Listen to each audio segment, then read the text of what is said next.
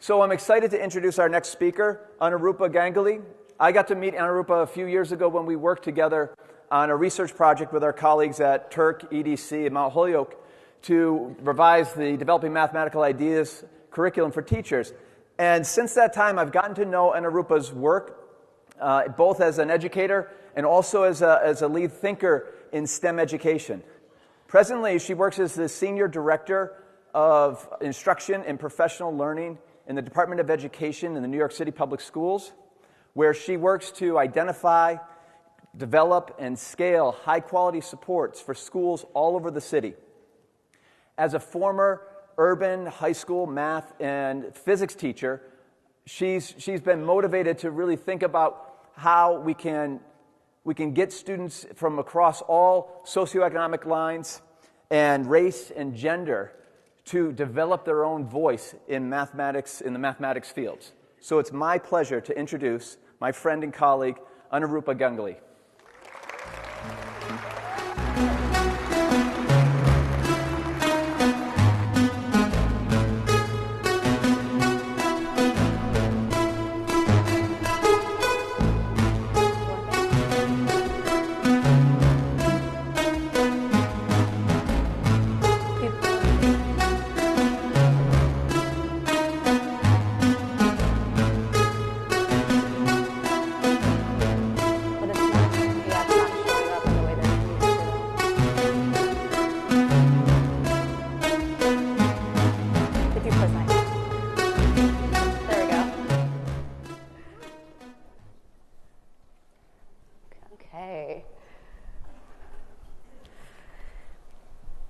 So like many young girls, I excelled in school math.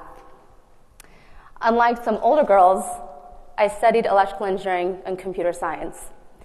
And like fewer women, I continued with my graduate work in the field. Though 20% of my undergraduate department were women, most of my graduate courses consisted of just me and, well, a sea of dashing men. They're coming back soon. The common statistic that puzzled me then and continues to puzzle me now is that female participation and achievement in K-12 math and science are on par with male students. But then something mysterious happens, and female participation in post-secondary fields diminishes to 25% in the mathematical sciences and 15% in engineering. As an urban educator, my main focus has been to close the achievement gap for our most historically underserved students. So this trend or statistic really causes me to pause and wonder. Even if we close the achievement gap for our most underserved, vulnerable students in K-12 math today, are we going to see similar post-secondary drop-offs as we do with our young women? And if so, what can we do about it? I fully acknowledge that unsupportive environments in higher ed and the workforce, coming from that space can be, has a heavy hand to play in these outcomes. But today, I'd really like to focus on what we as a K-12 mathematics community can do to foster equitable participation across all fields of study for all of our students. But for a moment, I'm going to take you guys back to my own journey in this work.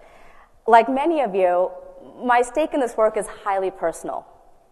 My grandmother was the first female graduate of her university in a city outside the bustling metropolis of Calcutta in India.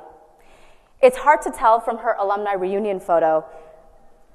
Yeah, it's hard to tell from this photo looking at these nice fellas, but she endured daily threats to her physical safety and her dignity to pursue her bachelor's degree in philosophy in 1942. This was the closest that a woman could get to math in that time and space. Her daughter, my aunt, went on to study architecture and urban planning at the Indian Institute of Technology in 1977. Her alumni photo, taken this year, is emblematic of her own generational story of being the first. My mother also studied engineering here in the United States, and her story wasn't too dissimilar. So, following the journeys of the many women in my life, I started a lifelong internal journal, collecting the qualities of generational firsts, as I call them. People who didn't veer course despite subtle and overt threats to their presence in a dominant culture.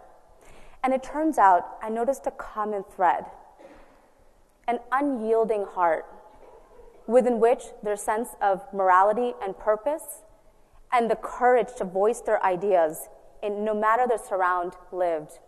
It was a deep emotional resonance with the field that they were studying. It was their mathematical heart.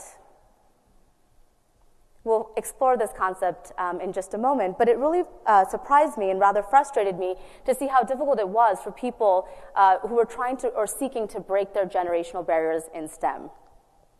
So I set out on a path to understand, why don't the humanities see this kind of drop-off after high school for historically disenfranchised students?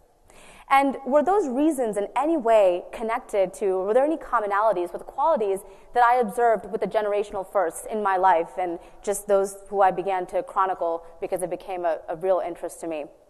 And I was particularly struck by this in my first year of teaching in the Boston Public Schools. I was busy preparing for lab day on Newton's third law, and next door I heard chaos. It turned out that when students had walked into the classroom, they were handed a letter that told them due to budget cuts, they would have to start paying for paper. They were going to learn about the American Revolution that day and couldn't join the class until they had paid 25 cents per person per page. Some students reached into their pockets, some students looked around sheepishly to borrow, and some were just mad. This lesson on taxation without representation inspired a charged discussion that allowed students to really explore their values and what they felt about liberty, and moreover, what it means to honor that right to liberty when thinking about representation in our government. As I watched my colleagues build strong emotional and intellectual resonance with their content, it really struck me that the math teachers in my building didn't get to see the same sort of reaction from students as often as our humanities counterparts. My music and arts colleagues had it even easier because there's an actual resonance between the frequencies of our body and various pieces of music. So all of this kind of amalgamated helped me to see that as a mathematics community of researchers and practitioners, we've really grappled with and made significant progress to think about developing the mathematical minds or the mathematical thinking or the mindsets of students. But what about the mathematical heart? I submit that there is an underrepresented element in our narrative, which is an explicit effort to humanize math. Danny Martin of the University of Illinois really described this nicely in a recent publication. He says, we have these these big umbrella terms, equity, diversity, but humanizing has a different tone. He says social justice versus humanizing. If I had to choose moving forward, it would be this humanizing piece. And I really love this part. He says, I want my 3-year-old to live in a world where he embraces and understands the humanity of other people and his own and the threats to his humanity. I think social justice and equity will come along with emphasizing humanity. So the mathematical heart, when you saw this title, it might have made you think, oh, that's the mathematics of love and affection. Not so much. What it is an explicit effort to provide students the opportunity to connect to their own humanity and that of others. And when I say that, I mean the wide range of qualities that make us feel human. For the most part, traditionally, mathematics teaching and learning has focused on the intellectual aspects. Opportunities for them to explore how math tools can be used to enrich and limit the values of our humanity. And then third, cultivate a strength of heart to voice your own ideas. So these are kind of the 3 things that I'm saying will really kind of help us to cultivate this conception or notion of a mathematical heart as I've coined it. So, I ask you to indulge me as I share my conjecture with you. I believe we can support our students to cultivate their mathematical hearts by 1, posing and pursuing questions that catalyze emotional resonance. Okay? What I mean by that, in essence, it's a space for students to figure out what's important to them and grow what's important to them. Let me give you an illustration. I really believe that engaging students in the questions of the future, rather than just an analysis of the past and present, is very, very important, particularly because you all know this better than anyone. The future belongs to those who can change it. And underrepresented students have simply had less time to think about their ideas of the world as they'd love to see it. So let's look at a couple examples. Governments around the world might, in the future, assign a score to each citizen based on their trustworthiness. If you've read the news, China's actually looking to implement such a scheme.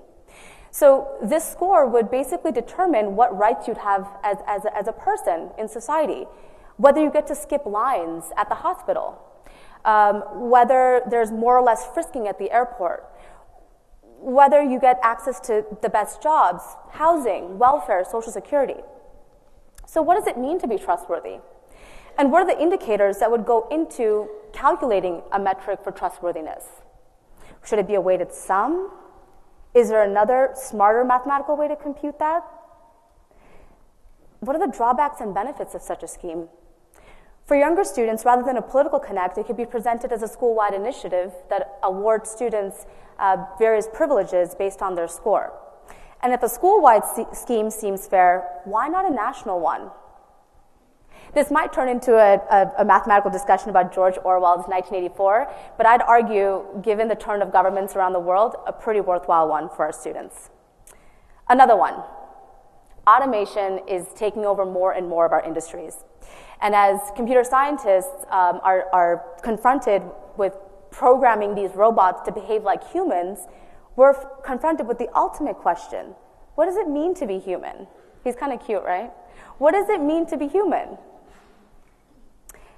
We're going to be moving around in autonomous cars sooner than later. So imagine you're programming a driverless car, and it reaches a situation where in order to save the lives of the passengers of the car, it has to swerve right or left. You swerve right, you're going to hit a renowned biologist about to find the cure for many types of cancer. If you swerve left, you're going to hit two young families with children. How does one go about making such a decision? As students explore the morality and the impact behind each of these decisions, they have to employ modeling tactics to really understand this dreadful choice, but one that mathematicians in our near future may have to make. So, as you saw with these two examples, they engage students in questions that really push them to think about what they value in a variety of situations, and then help them implement ideas that are aligned to those values. On the point of persisting and implementing your idea, I think it takes a certain courage to do so.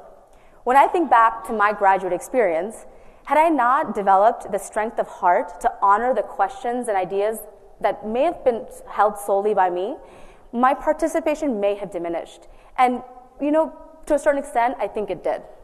But that's for another conversation. So that brings me to my second facet for cultivating the mathematical heart, which is to empower our students to make and explore their conjectures, claims, and questions that they generate, that they pose on a regular basis. Making a conjecture becomes personal almost immediately because it acknowledges your most fundamental reaction to something. So I'm going to invite you to just make a conjecture or two. My friend, she has two children, and one of them is a boy. What's the probability that the second is a boy as well? But what if I give you some additional information? What if I tell you that that boy was born on a Tuesday? Does it change the probability of that second child being a boy as well? Uncanny. What about this one? Are there more points or lines in the 2D space? This seemingly simple question, the exploration of it leads to a lot of meaningful insights about how we define a point and a line in the K-12 curriculum. And if you haven't played around with these problems before, after you make and explore your conjectures, please check out my recent post for you to confirm your findings. Empowering our students to make and explore their conjectures not only encourages them to voice what makes sense to them at the most fundamental level, but it allows them to seek their own path to confirm or refine their intuition. In not so many words, it tells them the canon of mathematics is theirs too. And as you saw, you don't need very complex, even simple and short questions can invite productive and interesting conjectures. So, the math and the heart on their own are complex. So the mathematical heart is a whole order of magnitude greater in complexity. Though I've started this initial conception with just 2 inputs, I acknowledge and understand there are many, many, many other ways to build strong connections to self in the study of math. And this is where I need you to really help me build this framework and think more deeply about what it means to build connections between mathematics and the various parts of our children's humanity. The other thing that you might be thinking right now is that, this seems like it takes a lot of time. I'd also offer at this point and say that even a few such experiences for students in an academic year, it helps them build a broader view of what doing math means. Working in a large urban bureaucracy myself, I know the extent to which standardized assessments hijack the time and the schedules of my most needy students. Despite these challenges, I invite you to help me to explore, add to, and chronicle the impact of my conjecture that offering students experiences that foster emotional resonance while empowering them on a regular basis to make and explore their conjectures that they generate will lead to more resilient connections in the K-12 space, and in turn, more equitable opportunities in their post-secondary lives, whether they decide to contribute to the field of abstract math, applied math, both or none. To close, my entry point and passion in this work has really been fueled by wanting to serve our most underserved students, similar to the women who raised me. But in fact, all of our students deserve the right to make connections between the study of math and the various colors and shapes of their humanity, and the world in turn only stands to benefit from people who have learned to do math from their hearts and not just their minds. Thank you so much.